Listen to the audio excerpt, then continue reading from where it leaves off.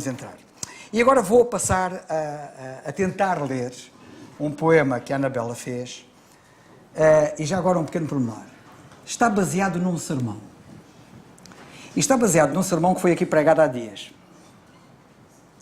Este poema está baseado num sermão que o nosso irmão Fernando Quental pregou aqui há dias sobre os erros que os pais cometem. Lembram-se desse sermão? Os erros que os pais cometem? Então vou passar a ler, com base nessa mensagem, o poema que ela fez. E dou graças a Deus porque, os dons, damos graças a Deus pelos muitos dons que há aqui na igreja. Se nós queremos ser felizes, aprendamos a lição. Felicidade depende com o Senhor ter comunhão. Se princípio no casamento há com Deus intimidade, Ele usa vários fatores para nos dar felicidade. Os filhos, fruto do ventre, são herança do Senhor, que tem de ser bem cuidado, foi-nos dado com amor. Cuidado tem que ser extremo, praticar o que Deus quer, ter uma vida com Cristo, nela os filhos envolver. Setas na mão do guerreiro são os filhos da mocidade, devem sempre andar conosco em amor e humildade. Em tudo dando exemplo, os devemos ensinar a Deus terem gratidão, a pai e mãe a honrar. Superar dificuldades que os pais possam vir a ter ao avançar na idade, cuidar deles, proteger. Quantas vezes nós cedemos à vontade dos petizes, sacrifícios nós fazemos só para os ver felizes. Querem tudo o que é novidade e insistem no pedido, mas depois põem de lado, deixa de fazer sentido. Lutamos a vida inteira quando acaba a faculdade. Já não serve essa carreira, já não traz felicidade. Outro erro que os pais cometem é quererem projetar a vida deles nos filhos só para o seu eu priorizar. Que as diretrizes de Deus estejam sempre em evidência, porque se não as seguirmos, vai haver consequência. Corrigi-los com amor, prepará-los para a vida na palavra do Senhor com uma fé bem erguida. Para cada um dos filhos, um propósito de Deus tem.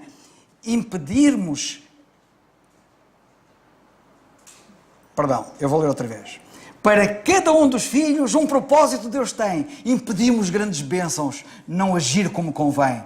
Levemos aos pés de Deus nossas falhas e sofrer. E o Senhor, na altura certa, nossos filhos vai mover. Como setas que eles são, temos que os direcionar para Deus com a sua mão, como o barro os transformar. Gostar de estar com os filhos, ter prazer em os educar, passar tempo com eles quando há férias, os levar. Por vezes nós não deixamos nossos filhos se esforçarem e no caminhar com Deus pela vida eles lutarem. A vontade do Senhor não devemos beliscar. Cada filho é um milagre que Deus nos deu para criar. Vão ser lançados no mundo. Têm que estar preparados. É trabalho, compromissos e há de vir o noivado. Irão sofrer injustiças, desilusões podem vir. Temos de chorar com eles e com eles também rir. Não é um objetivo ter ou não felicidade. Ela vem do andar com Deus, em espírito e verdade. Quantas vezes o trocamos por qualquer coisa tão fútil? Todo o nosso esforço humano, se não tem Deus, é inútil. Vou ler outra vez a parte final, que eu parei aqui para pensar um bocado. Quantas vezes o trocamos por qualquer coisa tão fútil? Todo o nosso esforço humano, se não tem Deus, é inútil. Que Deus nos abençoe. Bom, irmãos, muito bom dia a todos aqueles que ainda não tive a oportunidade de falar. Aos que já falei, renovo os meus bons dias. E antes de passarmos propriamente dito ou falarmos da Palavra de Deus, queria dizer-vos que esta minha estadia cá tem sido muito reconfortante e de muita consolação espiritual, porque tenho participado das ações dos vários ministérios. Ontem estive aqui de manhã com as Escrituras, em comunhão convosco, em volta das Escrituras, com aqueles que cá estiveram. Depois tive a oportunidade de participar na comunhão da ação da evangelização lá em baixo. Depois tive a oportunidade de participar da comunhão, da ação, da visitação. E tive a oportunidade de participar na comunhão do Ministério da Oração e tive a oportunidade de ter comunhão fraternal. Como veem, a vida cristã é rica, porque há vários ministérios, há várias participações e tiramos proveito. E, sobretudo, muita aprendizagem. Tenho aprendido muito nestes ministérios e nestas ações todas. Graças a Deus por isso, e por isso eu dou graças a Deus pela minha visita cá em baixo. Dou graças a Deus e dou graças a Deus por também me terem convidado e se lembrarem de mim. E por isso estou com muito gosto no vosso meio e agradeço-vos com sinceridade esta oportunidade. Queria transmitir-vos as saudações dos crentes da minha igreja local, que é Santiago de Ripaúl. Agora eu tenho 2 igrejas, não tenho nenhuma, é do Senhor, mas o Senhor está-me a dar o privilégio e a graça de eu servir ali, naquele local, e as saudações dos irmãos de Santiago de Ribaúl e também as saudações dos irmãos da igreja em Oleiros, São Pai de Oleiros, e muito particularmente do irmão Amadeu, que vocês conhecem, ele gosta muito de vós, que só não veio hoje porque ele prega em Oleiros e é preciso lá porque agora somos... Ele é um dos irmãos que está ali também a colaborar. Mas eu gostaria de o ter trazido. Mas eu achei por bem que ele ficasse lá porque ele era necessário. E por isso, irmãos, muito obrigado. E então, posto isto, eu fui convidado especificamente para vir cá ontem falar sobre evangelização, não é? O que é evangelização e, portanto, falei um pouco, na minha perspectiva, do que a palavra de Deus. Procurei, como os irmãos que estiveram cá perceberam, e se vós tiverdes a oportunidade de ouvir, perceber, a minha perspectiva, o meu objetivo foi mostrar o que é que a palavra de Deus diz sobre a evangelização e o que é que ela fala das dificuldades da evangelização e do potencial e das capacidades que Deus nos dotou para a evangelização. E, portanto, foi sobre isso que eu quis falar e que falei ontem. E eu hoje queria continuar na mesma linha. Não no sentido de falar da evangelização enquanto evangelização, mas hoje fazer aquilo que eu entendo e que acho que a Bíblia, a própria palavra de Deus, define a evangelização. Eu comecei ontem por dizer que a melhor definição de evangelização é a própria palavra de Deus que a dá.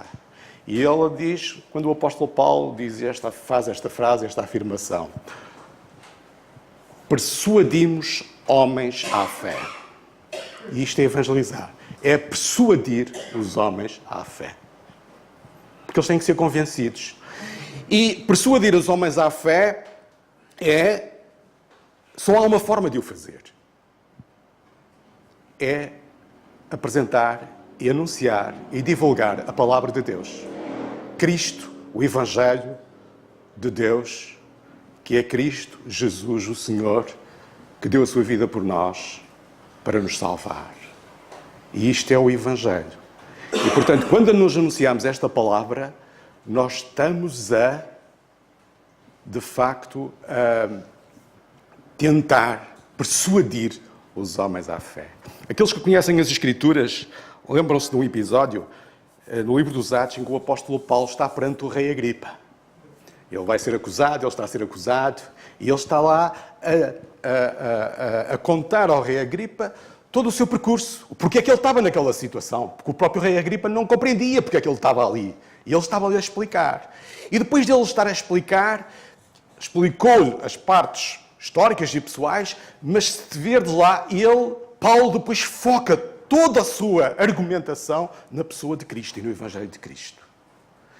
E chega a um ponto que o rei Agripa lhe diz: ó Paulo, tu por um pouco me queres me persuadir a essa fé. Exatamente, Paulo estava ali evangelizado. Claro que depois ele fez aquilo que nós iremos ver que muitos têm feito. E, portanto, nós hoje, e eu hoje estou aqui para tentar persuadir, porventura, alguns de vós à fé, anunciando-vos o Evangelho. E, portanto, eu hoje não estou preocupado com os perdidos lá fora, com os descrentes lá fora. A minha preocupação hoje é convosco aqui dentro. Porque eu não sei se vós, que já andais aqui há algum tempo a ouvir a palavra de Deus, ou se porventura estáis cá a primeira vez, que nos agraciais e apresenteais com a vossa presença e sois bem-vindos. Mas aqueles que já estão cá e que se reúnem cá, e alguns aqui até podem ter nascido na escola dominical, e há alguns que até podem ter ouvido a palavra de Deus há muitos anos, e de alguma forma não estão ou não foram persuadidos ainda à fé. E a questão que se coloca é esta. Tu tens a certeza no teu coração que tens Cristo como teu Salvador pessoal, que estás salvo? Tens? Tens que pensar sobre isso. Tens que falar com a tua alma. Porque a tua alma fala contigo.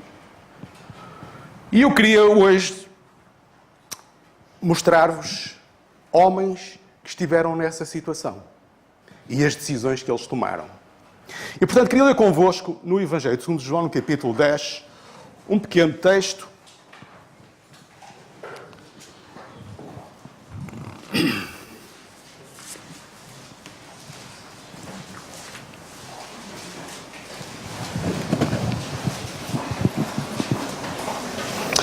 João 10, e a partir do versículo 22.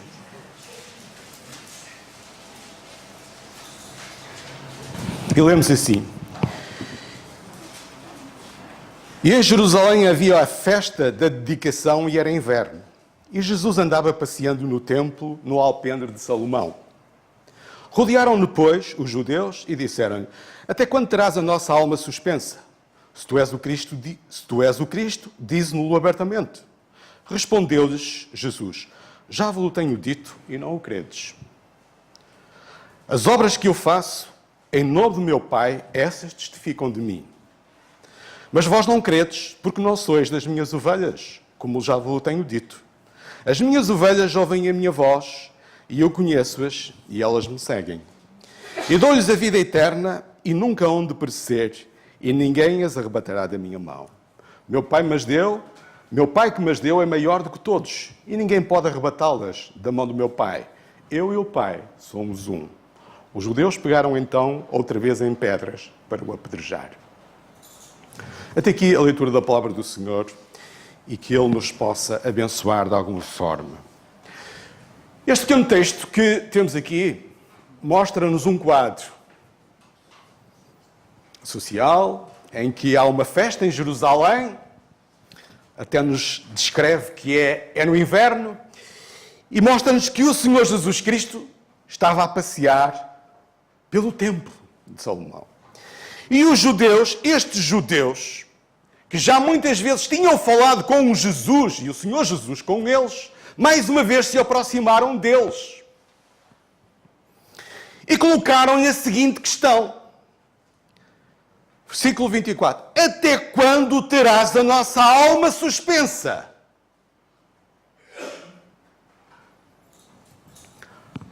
A boa e velha maneira humana, culpa-se Deus por todas as coisas.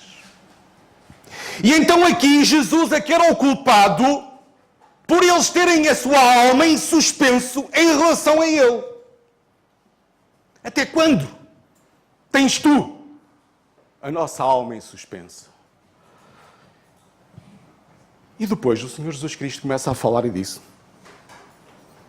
não vos compreendo. Sou eu o culpado? Já diz ele. Respondeu-lhe Jesus, versículo 25. Já vos tenho dito e não credes. As obras que eu faço, elas testificam de mim.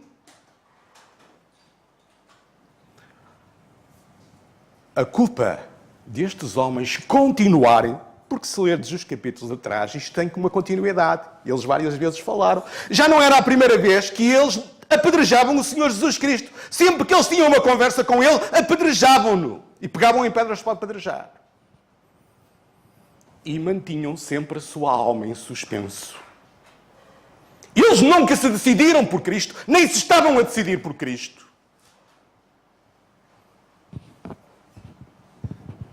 Então qual era a causa? A culpa da condição de eles terem, daquela condição de eles terem a sua alma em suspensa em relação a Cristo. A mesma causa que se calhar vós que estáis aqui, que andais a ouvir a palavra de Deus há tanto tempo e que mantendes a vossa alma em suspensa em relação a Cristo, é a mesma. Era a incredulidade em relação à sua palavra. Eles não criam nele, nem naquilo que ele dizia. Reparem que o Senhor Jesus Cristo não chama a atenção. Vós olhais para mim e não queredes em mim, na minha pessoa, nos meus dotes pessoais, em tudo aquilo que tem a ver com a minha personalidade. Não, ele transporta-os, ele chama a atenção. Já vos tenho dito várias vezes. Ele falava, era a sua palavra. Porque é a sua palavra que nos leva ao convencimento e à persuasão para tomarmos uma decisão. Era a incredulidade.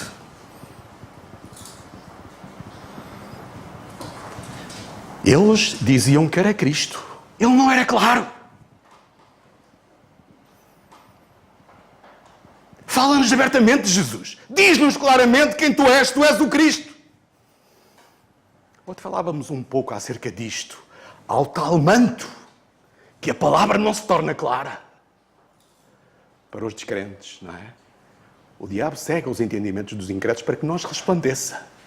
Mas há um momento em que a palavra de Deus é falada e falada e falada e é ouvida, mas não se lhe dá ouvidos. E a razão principal é por causa da incredulidade. Então, se tu estás aqui e tu já ouviste várias vezes a palavra de Deus, o Evangelho da tua salvação. Reparem que é o Evangelho da tua salvação. É aquilo que Deus tem preparado para salvar a tua alma e para decidir o teu futuro eterno. Que para isso Ele crucificou o seu Filho amado na cruz. Para nos tornar capazes e em condições de usufruir da vida eterna e da sua glória eterna. Tens que perguntar o que é que está a causar o estado ou a situação de manteres a tua alma em suspenso em relação a Cristo. Porque é que ainda não te decidiste por Cristo? E provavelmente, no fundo, se tu vires lá muito bem e se falares com a tua alma, vais ver que é por causa da incredulidade. Tu não acreditas na palavra de Deus. Tu não acreditas que Jesus é o teu Salvador. Tu não acreditas que precisas de ser salvo. Tu não acreditas que és verdadeiro. Tu não estás convencido de que és pecador. Tu não estás convencido de que estás em juízo. Ou que Deus está em juízo contigo. Tu não acreditas que esta palavra, que a própria palavra de Deus diz que este Evangelho é uma loucura. E porque tu achas que certamente então, isto é uma loucura. Porque tu não crês. Para aqueles que se perdem, para os incrédulos, o Evangelho é loucura. E, portanto, tu tens que tomar uma decisão. Porque se tu hoje estiveres cá, ouvir a palavra de Deus mais uma vez, e Deus está-te a dar essa graça e essa oportunidade, e pode ser a última, tu vais ter duas opções. Ou tu aceitas a palavra de Deus e a tua alma se decide por Cristo, ou então, figuradamente, tu vais fazer aquilo que eles faziam. Vais pegar em pedras e vais atirar ao Senhor Jesus Cristo. E isto quer dizer assim, vais escorraçá-lo. Que era isso o significado de atirar pedras. Era escorraçá-lo. Então tu queres escorraçar Cristo da tua vida. Mas isso implica que tu vais assumir, no dia do juízo, perante Deus, que tu quiseste, em relação a Cristo, partir com a tua alma em suspenso. E nunca te decidiste por Ele. Reparem o que é que o Senhor Jesus Cristo diz. Versículo 28. Rodearam-no, pois, os judeus e disseram: até quando terás a nossa alma suspensa? Se tu és o Cristo, diz-no abertamente. A palavra de Deus diz claramente que o Senhor Jesus Cristo é o Salvador. A palavra de Deus diz claramente que não há outro mediador entre Deus e os homens, que é Cristo o homem. A palavra de Deus diz que só Ele pode salvar porque Ele foi o único que deu a sua vida. Não há. A palavra de Deus diz isto claramente. Que precisas de mais. Eles já tinham ouvido, eles viram as obras, eles viram o Senhor Jesus Cristo a curar cegos, a alimentar uma multidão com 3 peixes e 5 pães, se a memória não me falha. 2 pães e 5 peixes. Eles viram o Senhor a ressuscitar mortos. E nem assim foi o suficiente para que a sua alma deixasse de estar suspensa, ou deles deixarem de eles terem a sua alma em suspensa em relação a Cristo. Indecisos, duvidosos sobre tudo isto, incrédulos. Jesus disse-lhes: já vos tenho dito, e não o credes. Era uma questão de incredulidade. Mas a culpa era dele, que não era claro. Mas a palavra de Deus é clara. A palavra de Deus não te vai dizer mais nada do que aquilo que ela te tem dito. Porque Deus neste momento não tem mais nada para te dizer, a não ser que tu precisas do seu Filho como seu Salvador. Ela não tem nada para te dizer. Ela tem que te dizer que tu estás em pecado e não estás em condições de ter comunhão, uma relação pessoal com Deus e de ires viver eternamente no meio da sua santidade, por causa do teu pecado. É isto que Ele tem-te a dizer e que te tem dito. E não há mais nada para te dizer. Até quando? Diz-nos claramente. Deus diz: não tenho mais nada para te dizer. Já te tenho dito. E tu não o crês. Precisas de crer naquilo que a palavra de Deus diz acerca de ti e daquilo que Deus tem em Jesus Cristo para ti e acerca daquilo que Jesus Cristo quer ser para ti.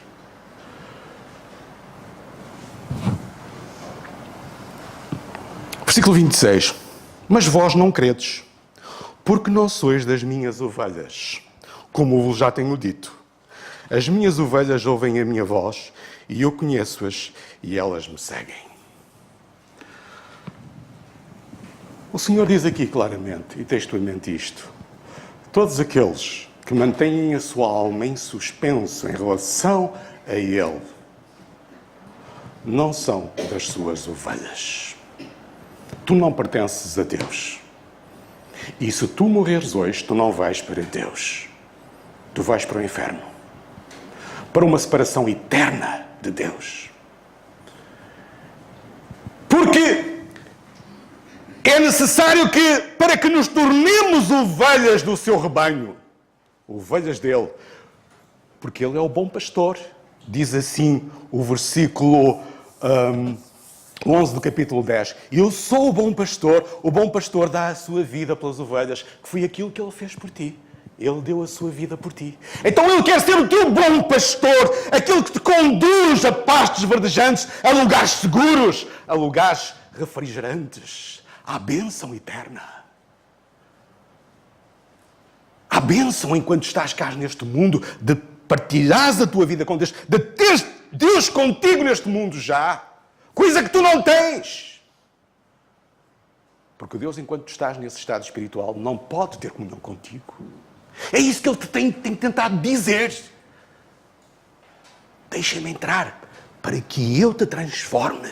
Eu te faça um novo homem, uma nova mulher, e para que eu possa habitar pelo meu Espírito em ti. Mas enquanto tu mantiveres a tua alma em suspenso, eu não posso. Enquanto tu não decidires, enquanto tu não creres em mim e daquilo que eu te digo, na minha palavra, eu não posso. Preciso que tu me mostres que creres em mim e que me queres. Então ele diz claramente que aqueles que não creem nele não são as suas ovelhas. Aqueles, diz eles, tornai-vos minhas ovelhas quando ouvirdes a minha voz.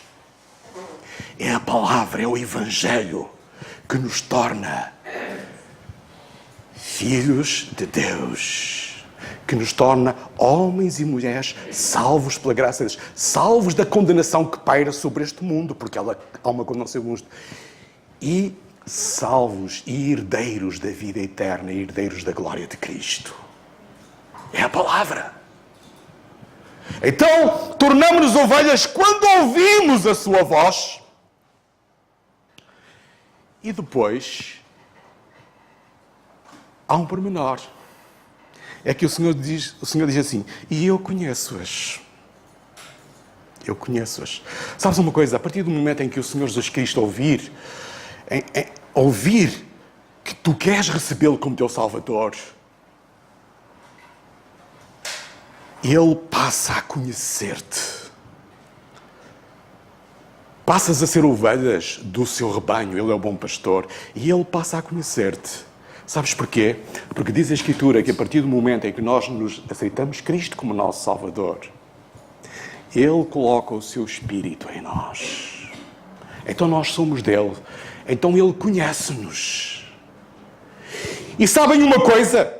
Porque a sua palavra, e porque Ele é Espírito, e a sua palavra também é Espírito de vida, e porque o seu Espírito está em nós, diz Ele que, como somos ovelhas dele, ouvimos a sua voz e o recebemos, e Ele agora está em nós pelo seu Espírito, agora seguimos-lo, porque conhecemos a sua voz. Porque o Espírito dá-nos a conhecer a palavra, ajuda-nos a compreender a palavra. Não tenho dúvida nenhuma que este livro, para ti que podes andar a ouvir a palavra de Deus há muito tempo, mas que ainda mantens a tua alma em suspenso em relação a Cristo, este livro ainda é um livro fechado. Porque tu não tens o Espírito de Cristo. Porque é o Espírito de Cristo que nos abre o entendimento espiritual, a inteligência espiritual, para compreender a sabedoria de Deus, exarada na Escritura. Então Ele diz, as minhas ovelhas ouvem a minha voz, e eu conheço-as, e elas me seguem. Elas me seguem.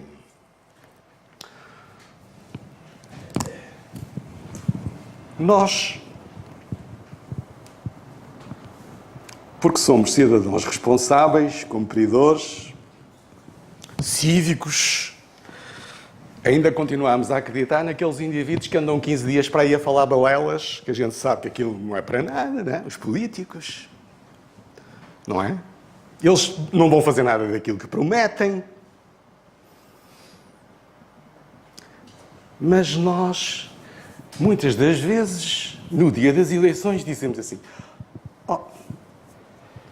vou-lhes dar mais esta oportunidade. E quando nós dizemos, vamos dar mais esta oportunidade, vamos lá votar o seu voto, sabem o que é que estamos a fazer? Estamos a dar hipótese, não a eles, mas à nossa esperança, de que eles, de facto, façam alguma coisa daquilo que digam.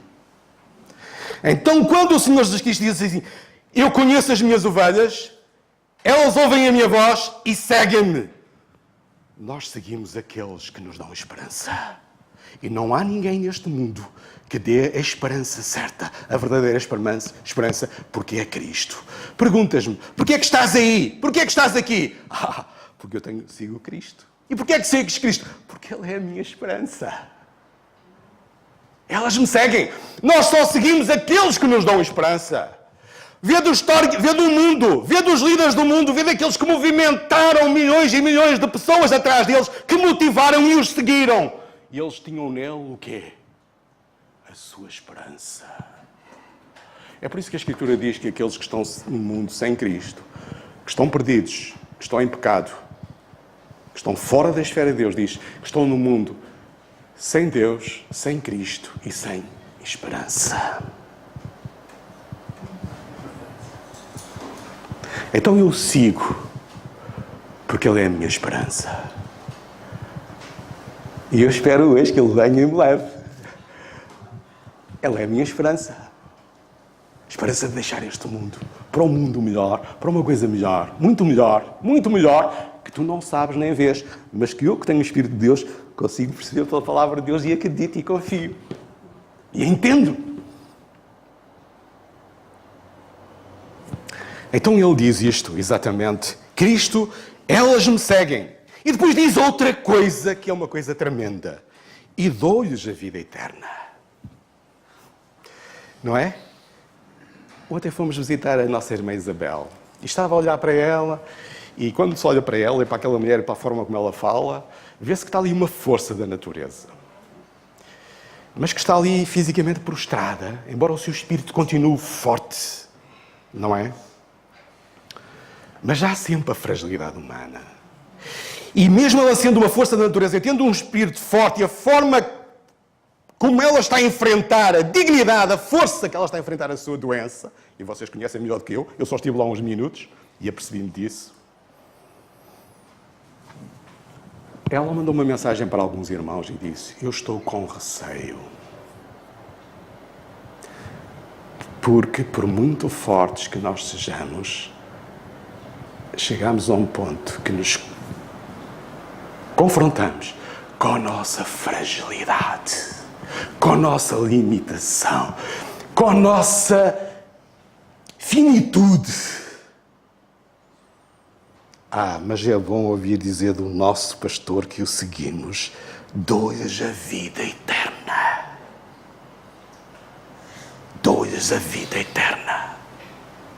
E mais, e nunca hão de perecer. Têm partido para o Senhor vários irmãos vossos, não têm? Eles nunca pereceram. Eles nunca viram a morte. Eles nunca sentiram a morte. Não estou a falar da física. Essa todos nós temos que passar. Se o Senhor não vier buscar antes a separação de Deus e de Cristo e do seu Espírito. E nunca hão de perecer. Se eu morrer hoje, meus irmãos, compreendei isto: quem está morto é o meu corpo, porque eu não vi a morte, porque o Senhor me diz: nunca hão de perecer. A morte nunca terá domínio sobre nós, nem nunca. Quem nos separará do amor de Cristo? A morte, os poderes, tanta coisa, nada. Porque mantens a tua alma em suspenso perante tanta oferta que há em Cristo Jesus? Porque lhe atiras pedras, porque lhe escorraças, porque permites que a tua incredulidade lhe atire pedras e o afaste da tua vida. Decide-te por Cristo. Não mantenhas a tua alma em suspenso, porque se mantiveres a tua alma em suspenso até ao fim da tua vida, a tua alma vai amargurar por toda a eternidade. Vai sofrer por toda a eternidade. Porque a tua alma só estará completa quando ela tiver Cristo. Só estará perfeita quando ela tiver Cristo. Só terá vida quando ela tiver Cristo. Que o Senhor te dê essa graça e tenha misericórdia de ti. E Ele diz: ninguém as arrebatará da minha mão. Irmãos, que segurança. Podemos estar no meio das circunstâncias piores, vós sabeis isso. Mas nós continuaremos sempre dela. Passaremos pelo vale da sombra da morte. Não temerei mal algum, porque tu estás comigo. Este é o bom pastor. Não nos esqueçamos que o bom pastor, deu a sua vida pelas ovelhas. Como posso eu não confiar, não ter esperança em alguém que deu a sua vida por mim? Sabias? Sabias que já houve um homem que morreu por ti?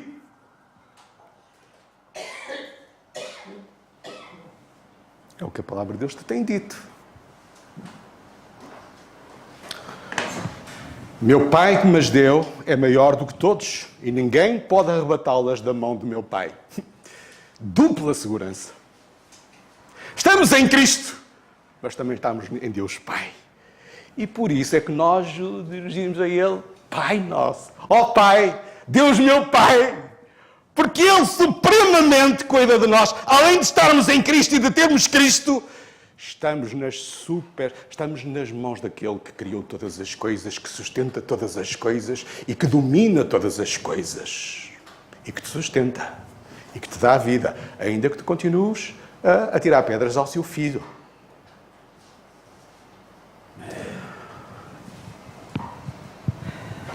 E coisa tremenda. Estamos nas mãos do Filho e estamos nas mãos do Pai. E porquê? Porque diz o Senhor no versículo 30, eu e o Pai somos um. Eu e o Pai somos um. Oh, meus irmãos, que bendita segurança nós temos na pessoa do Senhor Jesus Cristo. Nós que um dia tirarmos a nossa alma da suspensão em relação a Cristo e nos decidimos por Ele.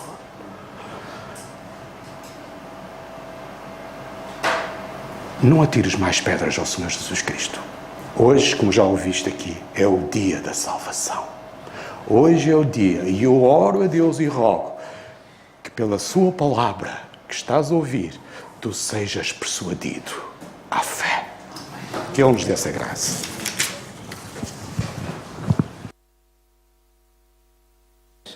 Mas mais importante que o almoço foi aquilo que ouvimos aqui nesta manhã. E que o Senhor abençoe ricamente a sua palavra nos corações e na vida de cada um de nós. Só quero água, Zé. Senhor nosso Deus e Pai, obrigado por aquilo que ouvimos, Senhor. Obrigado pela Tua palavra. E obrigado por cada um de nós, Senhor, por termos tido a oportunidade de ouvir a Tua palavra. Senhor, que ela não volte para Ti vazia, mas que ela faça verdadeiramente a Tua obra na vida de cada um de nós que aqui estamos e também daqueles que a vão ouvir por esse mundo fora. Que Tu, na verdade, Senhor, possas falar profundamente a cada coração, a cada alma que ouviu e que vai ouvir a Tua palavra. E que possa, de facto, Senhor, tomar a decisão mais importante da sua vida, que é crer no Senhor Jesus Cristo. Continua connosco, Senhor. Abençoa-nos e dirige-nos no resto deste dia. Particularmente, Senhor, toma conta do Francisco, leva-o em bem de regresso ao seu lar, abençoa-o e obrigado pelo seu ministério. Abençoa, Senhor, a Tua igreja ali em Santiago e em Oleiros, que Tu, na verdade, abençoes aqueles irmãos ali. Senhor, tudo Te agradecemos no nome que é sobre todo o nome, no nome do Senhor Jesus. Amém. Francisco, leva o nosso abraço aos irmãos em Santiago e também lá em Oleiros. E obrigado.